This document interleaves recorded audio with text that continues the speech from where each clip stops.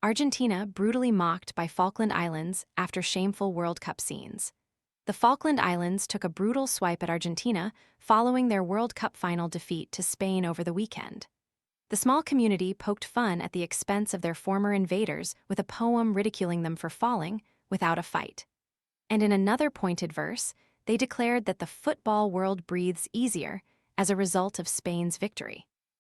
The sovereignty of the British overseas territory emerged as a talking point after Argentina players celebrated their semi-final victory over England with a banner that read, "The Falklands are Argentine." An unlocked iPhone 14 for just $299?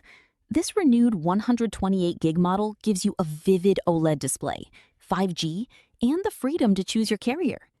Want to check today's Amazon deal? Scan the QR code now or visit grabdeal.us/6 before it's gone. The government of the Falkland Islands were quick to condemn the move and underline their desire to remain British. Now, residents have twisted the knife following Argentina's defeat in the final. On X, formerly Twitter, the account at Falklands UT, which has been run by residents for 14 years offering commentary on world events affecting the 3,500 inhabitants, couldn't resist a jibe at players who attempted to lay claim to the islands. Their poem read, "So, in the end, they fell without a fight. Not one true effort, not one shot in sight, just noise and fury, chest beating and show, yet nowhere left for football's craft to go.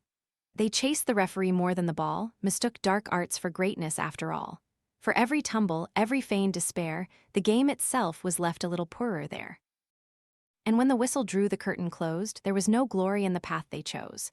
For medals tarnish, scorelines fade away, but character is measured every day. So home they go, defeated in the end, without the pride that should a champion attend. For victory borrowed through deception's guise wins trophies, perhaps, but never wins the wise. Tonight the football world breathes easier still. Not out of malice, but because, at last, the spirit of the game outlived the spectacle."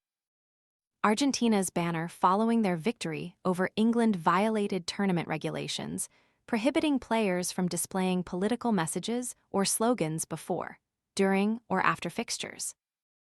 Then Prime Minister Sir Keir Starmer remarked afterwards, "The World Cup might not be ours, but the Falkland Islands definitely are."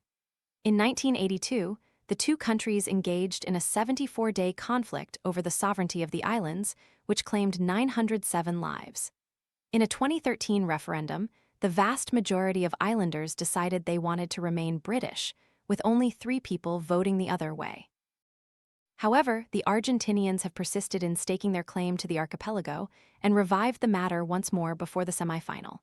That is not the sole FIFA inquiry they currently face following the disgraceful scenes after Sunday's final. Wayne Rooney, the ex-England captain, remarked on Argentina's actions. "Does it surprise you? We've seen this with Argentina before. It's just not the reaction you want. We've seen some of the reaction after knocking England out in the last round. If you lose a game of football, be graceful and get out of there.